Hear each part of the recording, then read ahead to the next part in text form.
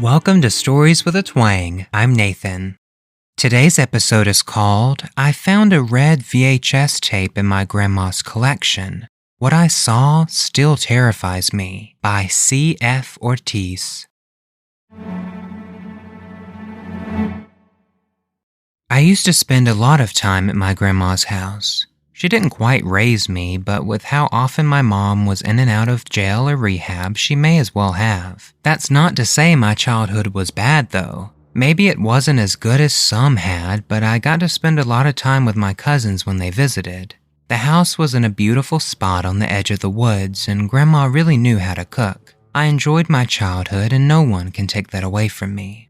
In fact, I really only had one truly bad experience in the years I spent at my grandma's house. The day started out better than most. It was in the early summer, so I was out of school and the days had not gotten unbearably hot yet. My two cousins, Thomas and Isabel, had spent the previous night at Grandma's with me. We woke up all strung out on the couch in the family room because we'd stayed up the night before watching a bunch of old movies.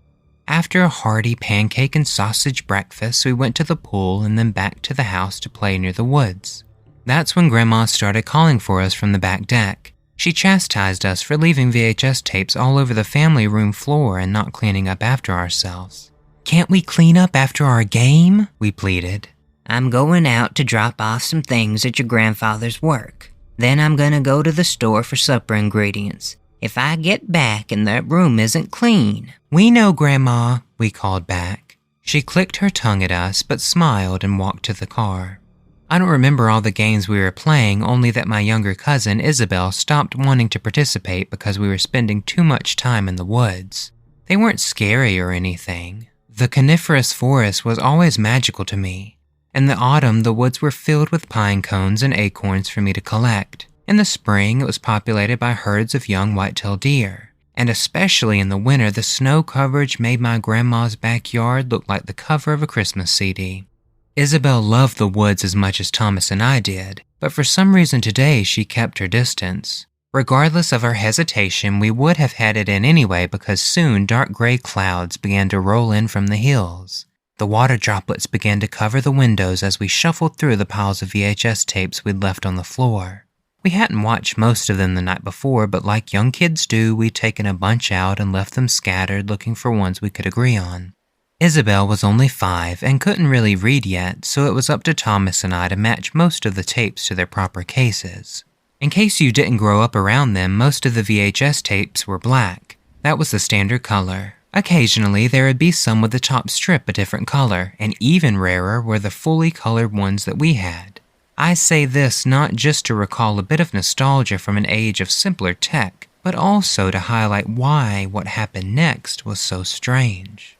You see, with how rare colored VHS tapes were, we knew exactly which ones we had. 2 orange ones and a blue one. Ironically, the blue one wasn't Blue's Clues. That was one of the orange ones along with Rugrats. The blue one was Monsters, Inc. But that afternoon, as the storm really started to lay in thick and the view out the windows was obstructed near completely, Isabel handed me a tape and asked me which one it went to. I was confused not only because I had never seen the dark red VHS tape before, but because the writing on the front was something I couldn't read. "Hey Thomas, check this out. Can you read it?"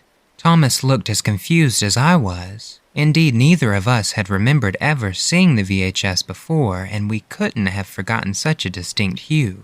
Thomas assured me I wasn't crazy and that the writing on the tape couldn't have been English. We decided we'd watch it to figure it out. Although she denied it, we'd figured Isabel had just gotten another VHS tape off the shelf when we weren't looking and liked the color of it.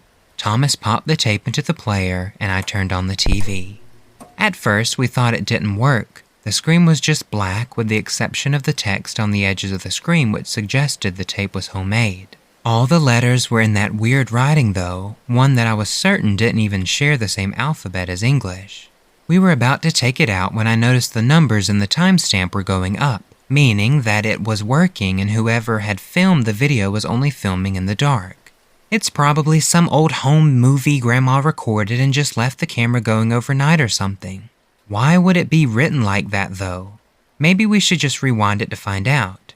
I agreed with Thomas that rewinding the tape made the most sense. I hit the button on the player and went to sit back on the couch next to my cousins. I had expected the tape to take a while to rewind, considering the working theory was Grandma leaving the camera on overnight. But not long after I settled in, I heard the distinctive click of the tape reaching the beginning. Thomas and I shared a confusing look as I got up again to press play. The first scene was of the ground on the edge of the highway. Whoever was recording was clearly walking down the road. My suspicions that they were hitchhiking were confirmed as the next scene came up of the cameraman getting into the cab of a long-haul semi-truck. The trucker looked into the camera and smiled. He was an older man with a salt and pepper beard and a healthy-sized potbelly. "Making a documentary or something?" Something like that, was the first thing we had heard the cameraman say. The tone was cheery, like he was clearly obliged to finally get off his feet and into a vehicle. He also had an accent belonging to somewhere that my 4th grade mind couldn't place. The scene continued with the cameraman and the trucker having a friendly conversation.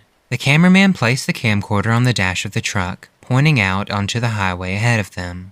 It didn't take long for us to get bored at this and decided to fast forward the tape. The scene lasted some time and I watched the sun on the horizon dip below the tree line and the cool evening sky take place on the screen. Then the camcorder began to shift and I stopped fast-forwarding.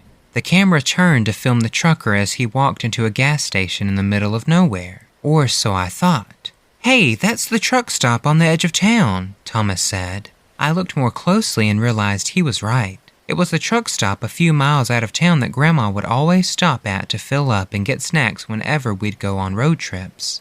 As soon as the trucker got into the shop, the cameraman began to search through his belongings. He unzipped duffel bags and opened shelves, pocketing random things as he went. I hurried to sit back down on the couch next to my cousin so that I could get a better angle of the screen. It wasn't long before we heard a "what's going on" from the screen. The trucker had returned and wasn't happy to see what his guest was up to. A skirmish broke out between the cameraman and the trucker. At least that's what I gathered, as the camcorder was dropped almost immediately, so all I heard was the noise of a brawl as the screen showed the dusty underside of the passenger seat. The sounds of the fight went from unnerving to disturbing quickly. Neither was screaming or yelling anymore, but one was unmistakably choking, gasping for air and struggling to breathe. The screen began to shake to the rhythm of one of the men kicking the passenger seat, clinging onto a hope of life. Isabel grabbed my hand and whispered, "I'm scared." "It's okay," I assured her, not very assured myself. "It's just a scary movie. It's not real." Isabel buried her face in my side and I welcomed the contact. I grabbed Thomas's hand and squeezed. We shared a look that signaled what we both knew. If this was a horror movie, why was that the truck stop we knew so well? The noises on screen stopped. Isabel began to lift her head to look again, but I held her head in place. The cameraman fished the camcorder from under the seat and pointed it straight at the lifeless truck driver. Thomas and I screamed. He lay awkwardly on the mattress of the cabin. His face was purple and his eyes were bloodshot. Then the camera turned, and for the first time we saw the identity, or lack thereof, of the man behind the film. He wore a wooden face mask. It was fashioned to look like an old man with a big bulbous nose and sad wrinkled eyes. Gray yarn was attached around all of it to give the impression of long disheveled hair and a matching beard. The scene cut. Now it was nothing but trees. Isabel asked us what was happening, but we didn't speak. She fought me to see the screen again, and this time I didn't resist. Trees. Nothing but trees and dirt. And then it hit me. It was all too familiar. The grass, the trees, the pine cones and acorns. It was the woods behind the house. My gaze darted out the window to the tree line.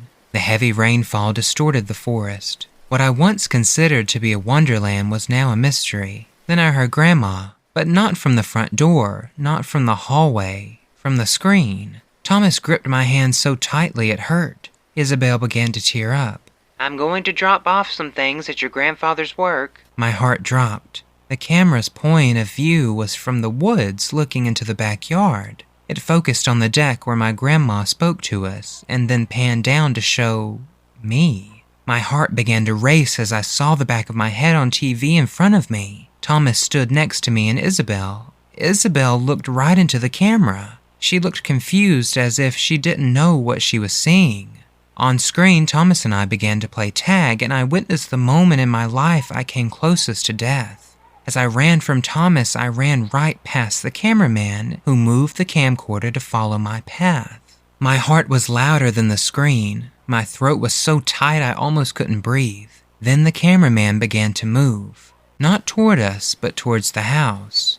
He filmed as he made his way right into the family room. He filmed the VHS tape sprawled along the floor and chuckled. Then my grandma came back into the house, forgetting something, and the man darted into the closet to hide. "Thomas," I whispered.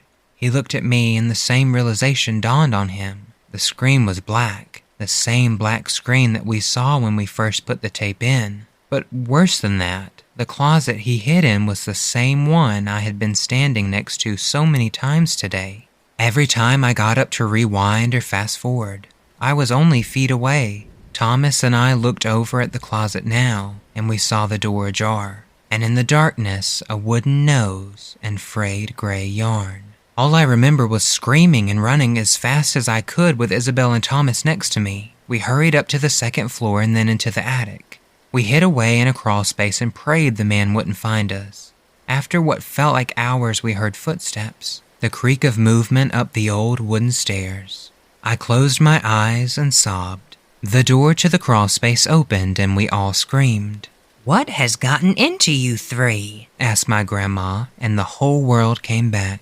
We stumbled over our words explaining it to her. I doubt she understood, but she took our testimony seriously. Grandma opened the gun safe and pulled out one of her husband's rifles. "Stay here and I'll be back." It didn't take her long. Once she was sure no one was in the house, she got us and had us recall our story on the couch of the family room. I think she believed us, but the police couldn't do anything. The closet was open, but there was no man in a wooden mask. The dark red VHS tape wasn't in the player, and no trace of him was found in the woods.